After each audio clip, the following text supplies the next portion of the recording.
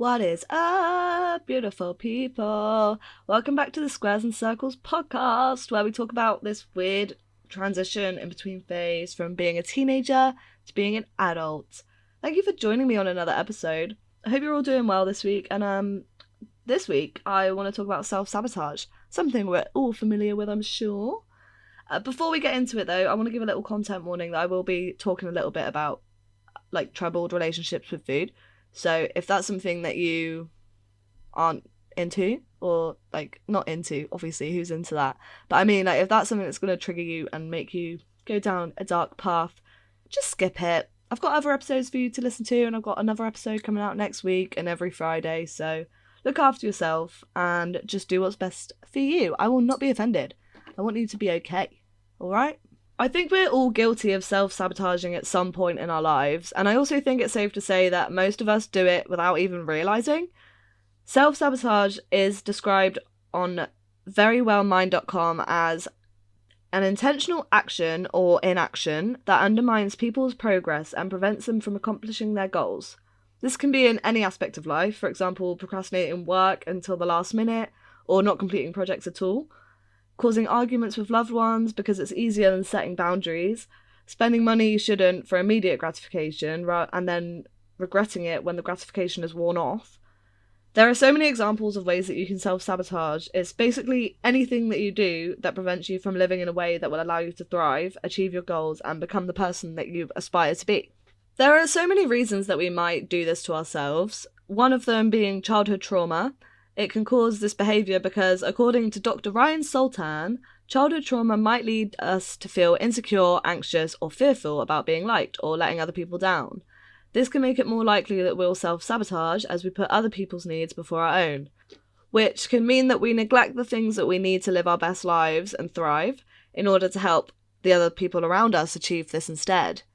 Another cause for this behaviour could be due to negative experience in relationships. This is for if you self-sabotage in relationships, obviously.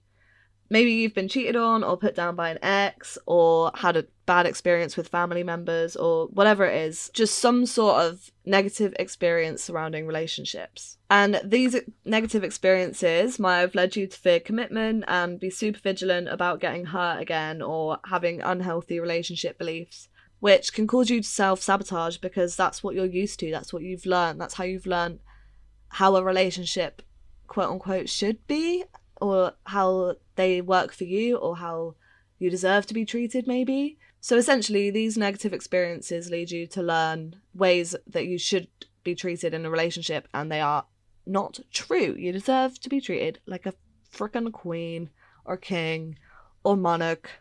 The third cause of self-sabotage that I found in my research is low self-esteem, which kind of links to the last one.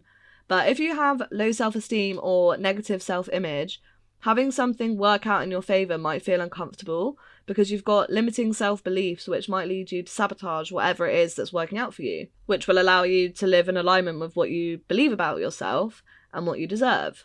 In other words, if you don't feel like you deserve whatever it is that you're sabotaging, you won't allow yourself to have that thing, whether it's subconscious or conscious. Your brain will not let you live in alignment with the thing that you desire because you're constantly telling yourself that you don't deserve it. So why would the universe give that to you? Have you ever heard of a self-fulfilling prophecy? It is a term coined by Robert Merton in 1948, and it's described as a false definition of the situation evoking a new behaviour, which makes the originally false conception become true. A self-fulfilling prophecy is basically what self-sabotaging is, especially in terms of low self-esteem. For example, if you constantly tell yourself that you're dumb and you're never going to get good grades, or that you aren't lovable enough to be in a loving, caring relationship, you're most likely going to find yourself with bad grades in a toxic relationship because you're subconsciously seeking out what you believe that you deserve. And the last reason I have as to why people might self-sabotage is some people might find themselves self-sabotaging in order to maintain a sense of control. Because having control means that if you fail something or something goes wrong, then it's your fault and you've got the sabotage to blame it on, making the failure seem more bearable rather than you just trying and not succeeding. Let's take the example of school again. If you find yourself struggling with a subject, you might just decide not to try very hard because then you're able to control your failure, which is much easier to handle than trying and failing. For example, I took biology at A-level and I sucked. I didn't suck. I just didn't really enjoy it enough to like take in all that information. It was kind of interesting, some of it, but for the most part I was just like, I didn't really care. And so I stopped going to my lessons, I stopped revising. Well, I would revise a little bit, enough to say that I've done revision, but that's about it. And I was like, I'm going to fail biology and I'm doing it on purpose because I hate it and it sucks. But biology doesn't suck, it's actually very interesting. But I just didn't have the capacity to try and fail. And because I was doing all right on my other subjects as well, I didn't really care so much. And I still got into uni at the end of the day, so not a big deal. But that is a very good example of self-sabotaging. Boy, oh boy, do I have a lot of those. As I mentioned before, self-sabotage can be conscious or unconscious. And if they're unconscious, how are you meant to know that you're doing it? Medical News Today have a list of signs to look out for to know if you're self-sabotaging or not. And these signs include consistent procrastination, especially during important tasks, frequently indulging in negative self-talk, avoiding opportunities or situations where success is likely due to a fear of failure or success, engaging in destructive behaviours such as excessive drinking, overeating or neglecting self-care, ruining relationships through unnecessary arguing or creating distance with loved ones without a concrete reason, finding oneself in unhealthy relationships with people they do not trust, feeling unable to say no and overburdening oneself with projects, overwhelming yourself with the need for perfection. Ironic that I stuttered on that word, but YOLO. And constantly putting others' needs before your own, to the detriment of yourself. And this list is not exhaustive. There are so many ways that you might self-sabotage in so many different situations in life, but these ones seem to be the most common ways that people do it. I've self-sabotaged for pretty much my whole life, I think, and maybe I still do. I don't know. It's subconscious usually, so how am I meant to know? Well, I don't know. I think I have gotten over a lot of it, but, if there's more in there, then that's a shock to me. But I've done it so many times that I started to notice the same negative cycles keep repeating themselves, and I always thought to myself, why does the world hate me? Surely I can't learn any more lessons from this. Like, why does it keep going in circles and going in circles and going in circles? And then I realised it's not the universe. The universe is, it might be trying to teach me a lesson, but I am doing this to myself. I had to take responsibility. Ever since I was about 12 or 13, probably, I don't know, I fell victim to the cycle that a lot of us do of having a health kick to be healthier. And over the years, my health kick, quote unquote, varied from starving myself to eating actually a balanced diet and an actually good health kick. And then all of these random diets in between that I'm sure loads of us have done. And then after I fail, after a few days or weeks or months or however long I was doing it for, I would then revert back to my unhealthy food choices, which was often binging. And this negative cycle would always leave me feeling so frustrated because I'd failed to lose weight or feel healthier depending on where I was in my life at the time. And then eventually I reached a point where I was starting the cycle with the mindset of, if this isn't the real deal now, at least I'll start again in a few months. So basically starting with the idea that I was going to fail. And if that's not bloody self-sabotage, then what is? What am I doing? What was I doing? It's outrageous behaviour, really, if you think about it.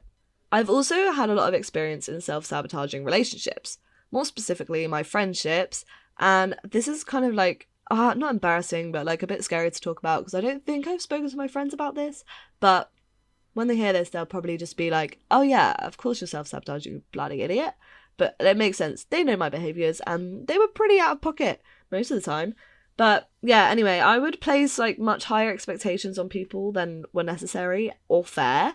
For example, if I was sad, I would want my friends or my partner or whoever to try, I don't know, I guess I would kind of want them to, pity me and drop what they were doing and make sure I was okay and, check on me all the time. But, they have their own lives. I need to get a grip. I'm an adult. I need to look after myself. And, I can understand it from when I was a teenager, sure thing, whatever. But, I don't know, I was doing this until, last year, so fucking grow up, mate. Grow up, Ellie. But it was a self-sabotaging behaviour and I wasn't aware of it, so, I'm not going to beat myself up about it. I'm out of it now, so no more pity parties for Ellie.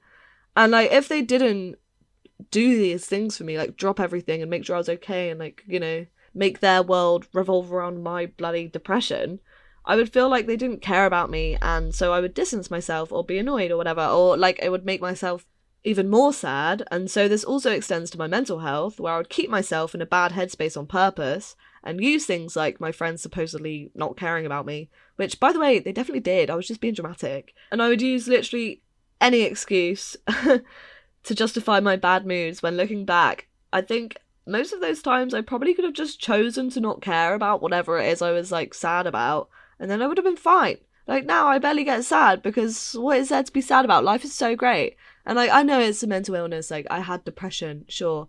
Like I don't know, I'm not demeaning that, and I'm not undermining that, and I have come really far with it, and I'm grateful that I have. But looking back, it just seems, I don't know, like for me it just seems a bit silly. Like, what are you doing, girl? What you doing? Your friends care about you. Chill your beans. Another way that I've self-sabotaged, which I've mentioned already, is in my education.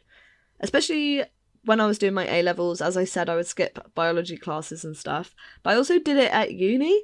So I purposely didn't go to my uni lectures because I don't know if this is actually self-sabotage. I guess it is. I didn't really know if, well, yeah, it is. Sorry, little brain fart right now. I didn't really know if so I did media production at uni, and I wasn't sure if that's something that I wanted to go into. I wasn't sure if I wanted to be on set making productions and all of that jazz. So I guess because of that, and also I think the fact that I did uni through COVID had a big effect on it, because I was like, I'm not even going to pass. I'm not even going to do well. So why bother trying? So I didn't try until my very last semester of my last year, and I worked out my scores, and by some bloody miracle, if I worked really hard on my last few assignments and got high firsts in all of them, I would end up with a first overall, a first class degree. So that is when I was like, oh, okay, I'll try, I guess. And I actually ended up succeeding. Go me. So self-sabotage didn't get me that time, but it almost did. I don't know, I think, I hate saying it was purely luck, because I did do the work and I did try a bit. But I could have put way more in. If I actually tried with my full potential like I did for that last semester, God, I would have still got a first, but it would have been a way higher first. But I don't know. Not that it matters, because it doesn't, I don't know. I don't think it goes off of I don't think there's grades of firsts. But anyway, I did self-sabotage throughout my uni degree as well. Yeah! So, how on earth do we overcome self-sabotaging? I think it's such a hard thing to overcome, especially because it can take years of the same cycles to realise there's something that you're even doing and that is your fault and not just the universe, like I said. And you're the problem. And I don't know, it's so easy to blame it on everything else around you. If you're not getting good grades, you can be like, oh, my teacher sucks. Or if you hate the way you look, you can just be like, I can't eat healthy because, I don't know, my kitchen's always messy or something like that. I don't know. There's just always something to blame it on. We are so good as a species at passing the blame. And that is a really big problem when it comes to self-sabotage. Taking the blame for yourself is actually quite a hard thing to do, and especially if you're used to having these excuses and other things to blame it on. When it comes to self-sabotage, however, there is no way around the fact that it is completely down to you. It's down to you to firstly realise that you do it, and then figure out ways that you can stop doing it. And I think that realising and accepting the fact that you are self-sabotaging is the biggest hurdle to get over when it comes to overcoming these behaviours. Because as soon as you realise that you do it, you're able to then figure out the reasons why you do it and then treat the issue at the root. I know I'm always yapping about journaling. Journaling. Why can't I say that? Journaling. Yeah, anyway, I think that it is the best way to stop this behaviour, and I think it's just so good for healing in general and personal growth and so many things. That's everything to do with this podcast, so I will not shut up about it ever. I saw this TikTok the other day that said that if you need to work out a complex maths question, you'll most likely need to use a pen and paper to work it out. And so with that in mind, why should we treat our thoughts any differently? They're complex and we need to give them space to exist, and our brains can't give them that space. So that's why journaling is the best thing to do for this, and all healing, as I said, because it's all internal work. And I know I always talk about journaling, as I said, in literally every episode, so that is why I've decided I thought I would add a section onto the podcast. Ooh, exciting! So now, at the end of every podcast, I'm going to give you some journal prompts to do with whatever the episode's about. So stay tuned to hear what the journal prompts are about self-sabotage, and they will hopefully be questions that will help you to start overcoming this. As I said, I think I've pretty much realised all of my self-sabotaging behaviours now, but again, hard to say, they're subconscious. But the way that I've recognised my most recent one was the fact that I was living in this endless cycle of, like, not health, destructive cycle, lose weight, be skinny, I'm fat, wah wah. And I would usually lose the weight in an unhealthy way. And I would then feel really good about myself, and then I'd go back to eating normally, and then I'll gain that weight back, and then I'll feel bad about myself, and then I'll go back to feeling like I need to lose weight, and the cycle continues and continues, and it's been in my life since I was about 12 or 13, as I said, and it was only at the beginning of this year that I realised that this is self-sabotaging behaviour. How crazy is that? After 12 bloody years. Outrageous! And I only realised because I would see other girls online who had similar body types and sizes to me now that I'm a comfortable size 12-ish. And I would wonder why they look so good in their mid-sized bodies and why I look so bad in mine. And then I took a step back and I realised that I don't look bad at all. I look just as sexy and voluptuous and scrummy as they do. But the only difference is that I had really negative self-talk when it came to my body. And it came and went with my weight fluctuation, which of course made me feel like I have to be smaller to feel more beautiful or worthy. So if I was smaller, I wouldn't have the negative self-talk as much. So, it just kind of was a bit ingrained in me, I guess. And having this realization that I only feel bad in my body because I tell myself I look bad seems really obvious. But when I realized that was the case, things really started to change because I was about to break the cycle. Because you're not in control of your mind. You don't have to think badly about yourself and speak about yourself in those ways. You can just be like, yeah, I'm hot. Safe. Obviously. I mean, it is obvious, but it's not. It's a hard one to grasp. But you'll get there if you haven't already. And if you're there, congratulations, it's so hard. Anyway, after you've realised and accepted the fact that you have these self-destructive behaviours and you're self-sabotaging, you need to, again, journal and figure out the reasons behind why you're self-sabotaging. I know I've said it before, but I will say it a million more times. I will literally die on this hill. You cannot heal if you do not fix the problems at their root cause. You need to really go deep and be brutally honest with yourself. I think the reasons behind some of the ways you might self-sabotage might be quite hard to get to the bottom of, because it might stem from unresolved trauma or trauma that you're not even aware that you have yet. But if you can't figure it out straight away, don't worry about it. You can always just do some healing work and come back to it later when you've got to the bottom of your healing issues or whatever. And I think knowing that you have these self-sabotaging tendencies is a really good place to start anyway, because then you can figure out the reasons, because it's easier to catch yourself out. And then when you catch yourself out, you can be like, oh, why did I do that? Write a little list, and then you do it again, and then you write a list of why you did it that time. And then you can look at all of the reasons as to why you keep self-sabotaging this thing and find a pattern. And then that might help you to get to the end, get to the bottom of your trauma. Do you know what I mean? And when you are reflecting on why you might be doing these behaviours, you can ask yourself questions like, why did you do that? What triggered that? Why might you be scared of the positive outcome from not doing the self-sabotaging behaviour? And questions like that, and then the ones at the end in the journal prompt section. And yeah, these answers will probably show a pattern after some time, and it can actually be used to help you heal. And then step number 3, I haven't said there's steps, but there is 3 steps. Number 1, accept and understand. Number 2, identify the source. And number 3, healing the problem. Woohoo!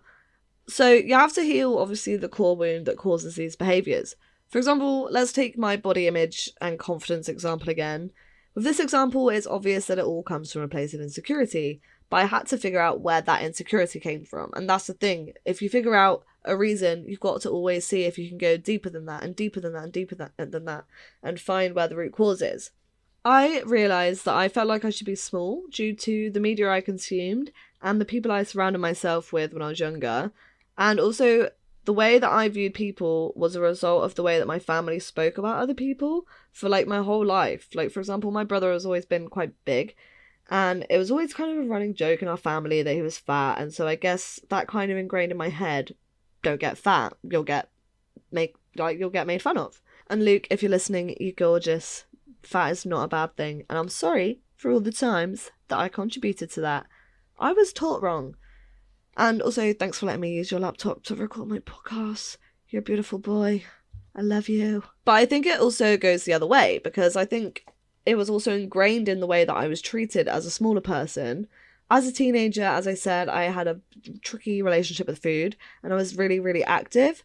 So I was pretty small for most of that time, and I would always be praised for being the size that I was from my family, which of course, again, ingrained the idea in my head that being small, good, being fat, bad. Anyways, once I'd realised that this all stems from things that I was taught and the content I consumed, I decided to completely purge myself of all of these negative influences. I unfollowed anyone that triggered me to feel bad about myself and reported and blocked any content that triggered me so that similar content wouldn't come up on my algorithm anymore. And it seems dramatic to report and block, but if you do that, it will change your algorithm more effectively, and I just didn't want any of it. So I did that. I also started to disconnect emotionally from the things that my family would say about my weight. But I think the biggest thing that helped me with this was having compassion for my younger self when I wasn't very healthy, because I wasn't eating enough and I was so much smaller. And I don't know, I always used to feel kind of jealous of her rather than compassionate about her, because I was jealous that she was small. But now I'm just so sad for her. You don't need to do that, girl. You're so beautiful. Why are you starving yourself? Chill. So I think showing compassion for the version of yourself that was engaging in all of these self-sabotaging behaviours is a really, really important part, because if you don't do that, then how are you going to show your current self the love to not treat yourself like that again? Also, side note, younger me would be so jealous of me right now. Even though I'm bigger, I have so much more energy and confidence and life in me. Why would I be jealous of a version of me that didn't have these things? It makes no sense. And that goes for any self-sabotaging behaviour. Why would you be jealous of your past self that wasn't trying in their schoolwork or any of their education when you're now trying and thriving, and maybe you're not getting the grades you want? Whatever, you're doing your best though, and that's the best thing you can do. I also got rid of all of my small clothes that I would always keep for when I inevitably lost weight again, and only kept clothes that fit me, because sure, I might be a smaller size again one day, who knows, not going to try for it, but life happens. But that just means I'll get to go shopping again, and I'll get to buy a whole new wardrobe. Freaking yay, how exciting. But having them was such a constant reminder that I need to get back into that one day. It's just perpetuates the cycle, and it's stupid. For me, I'm not doing that anymore. And then I also started to focus on my health rather than my appearance in terms of food and exercise. So I focused on what made me feel good rather than what would make me look good. And it wasn't completely black and white. I eat healthy a lot of the time, but if I fancy a stuffed crust pizza and I was going to have dessert, I'm going to do that. Whereas before, if I fancied something unhealthy, I would either restrict myself and not have it, or fully jump off the health bandwagon and eat rubbish again for ages, or starve myself, depending on which phase of my life I was in. I don't know. The cycle, I keep talking about this bloody cycle, but it's a bloody nightmare, mate. That's actually another way that I self-sabotaged, is once I had stopped starving myself, I was so rigid with what health was and what that looked like, and it just wasn't sustainable for me. It's not sustainable for me to eat a raw vegan diet and only eat fruits and vegetables. I don't like fruit, so how am I basically only eating vegetables, and I don't know, I'm such a food girl. I love it, so I'm not gonna stop myself from doing that because it doesn't make me happy. Eating a stuffed crust pizza and a Dairy Dunker, that is what makes me happy. But yeah, sorry, that was kind of a long tangent. Not sorry, it's fun information, I guess. But I basically removed everything from my life that triggered me to feel bad about my body. And I know that this isn't always possible. For example, I wasn't going to cut my family off over this. So I instead had to rewire my brain and train myself to not be affected by comments about bodies. And it took a while, but as my confidence grew and as my understanding of bodies and beauty and myself grew, it became way easier to just ignore them. And now they have either stopped making comments or I just don't recognise them anymore, which I'm actually so proud of. I've just realised that's actually so sick. God, 14-year-old me would not believe this. Absolutely crazy. Anyway, if your self-sabotaging behaviour stems from your childhood, it would be really useful to do some inner child work and heal that, obviously. Well, it sounds obvious, but I didn't realise that healing my inner child through journaling would be as useful as it was until I did it. It's the sort of thing that seems really obvious once you've done it, but before you've done it, it seems kind of pointless. Like, why would I journal about my inner child? Like, why would I journal about my childhood? I don't know. To me, I was like, well, that seems unproductive. And then I did, and I was like, I've got a lot of problems from that. And then I was able to fix them. Once you've got to the root issue of your self-sabotaging behaviour, you'll most likely naturally stop self-sabotaging because you'll have the confidence to let yourself have the things you deserve. And your self-fulfilling prophecy will probably be more positive because you'll have more faith in your abilities and you'll not be so scared of things changing or whatever it was that you healed. You won't need to rush this process either. I found that taking baby steps is actually the easiest, most sustainable way to do this because, as I said in last week's episode, healing is hard and it takes so much energy and time and willpower. I probably started actually healing my relationship with my body when I stopped starving myself. So when I was about like 18, probably 19, I don't know. And then from then on, I've been making minor adjustments to my thought processes and my views on my appearance. And even though I've only recently realised that I was self-sabotaging, I was still working on my confidence long before that. And I just didn't really make that much progress. Well, I did. Like, I can't say that, but it was very slow progress. Like, it took me from, as I said, 18 to about, well, the beginning of this year, so 24, to make the progress that I did, which, again, don't get me wrong, it was a lot of progress. I'm very proud of myself. But since I've realised that it was all down to self-sabotage, I've done like a full 180 and now I'm not in that cycle anymore. I don't feel like I need to be small anymore. Like, I'm just chilling. Size 12 queen, pop off. Sometimes I'm a size 14 even. Like, pop off even harder, girl. Like, I'm so confident in the way that I look now. And it's like, it's not even about confidence. Like, I just don't care. Like, it's not an issue to me anymore. Like, it's whatever. There's so much more about me than what I look like. Like, I'm close to the biggest I've ever been, bar lockdown. But I'm the happiest and the most confident. And this also applies to all other ways of self-sabotaging, of course. I was just using that as an example. But taking baby steps to work through this is probably the most sustainable way to overcome the issues for most of us, because drastic life changes are hard, as we spoke about the other week, but also that is also true for making big changes within your own personal life. And now for chapter 3, which is important things to remember. So now I'm just going to tell you, I've got 5 things that you need to take away from this episode and remember for when you're trying to heal your self-sabotaging behaviours. So number 1, you need to understand self-sabotage is often unconscious. So you do not need to beat yourself up over it. It's not a conscious thought that you're doing. You're not doing this to yourself. I mean, essentially you are, but you're not actively doing it to yourself. Give yourself grace. Be kind to yourself. And recognize it when you recognize it. If you don't for a while, it's not ready for you to heal yet. I'm a huge believer in divine timing, so when you're ready to heal it, you will heal it. Number 2, identifying and recognizing signs and triggers of your self-sabotaging behaviours is the first, and in my opinion, the most important step to freeing yourself from these damaging behaviours and living your best life where you allow yourself to get everything that you desire. As I've mentioned probably many times in this episode, because it's subconscious, it's so hard to get to a point where you're like, oh, I'm doing this to myself. Like, as you know, I've mentioned it in this whole episode. So recognizing that you do these things and the things that you're doing are self-destructive is so important, and do not underestimate that part of the healing journey. Like, you should celebrate that and be so proud of yourself when you achieve that, because it's such a huge step. Number 3 is understanding the root causes of your self-sabotage will help massively in healing these behaviours. I said I will die on this hill.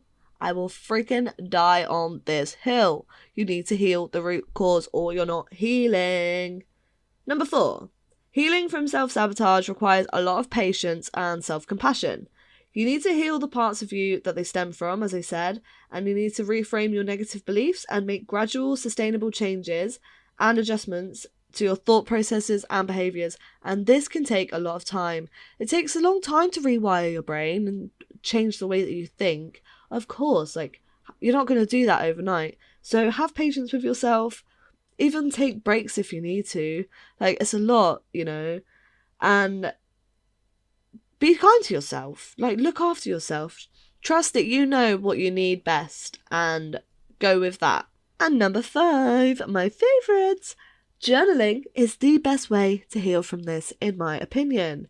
And speaking of journaling, let's move on to the newest section of the podcast, woohoo, which is the journal prompt section. So here are some questions that you can ask yourself to figure out whether you're self-sabotaging or not, as well as questions to ask yourself to heal these things and to figure out what the root causes are. What are my goals and what things in my life are stopping me from achieving them? How can I remove these things and achieve my goals? What things trigger negative self-talk in my life and how can I remove them? What events in my childhood led me to feel like this, which may explain why I won't allow myself to have whatever it is now? What are my limiting beliefs? If you had no limiting beliefs or external judgments, what would you do differently in your life? In what ways can you overcome these limiting beliefs that are stopping you from making this life a reality? What can you do today to start working towards your goals? Write down any negative self-beliefs you have and reframe them into empowering and supportive statements. Write a letter to your younger self and tell them why they deserve the goals you want to achieve.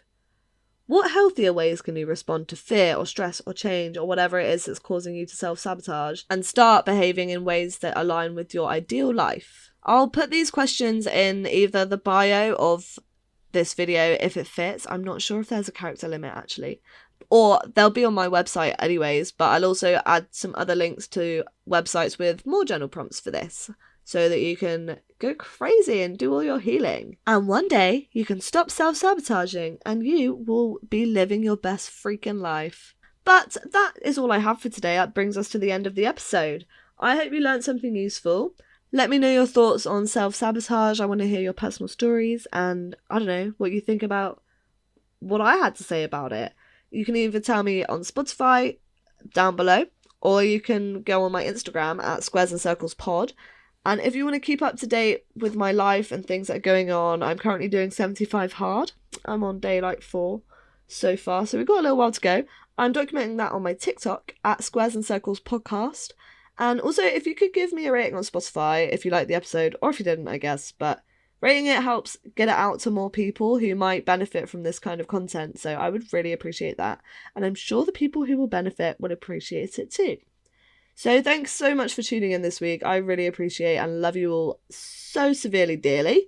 Oh, that rhymes. Cute. See you next week. I'll see ya next week. I already said that. Why did I say that twice? Anyway, bye.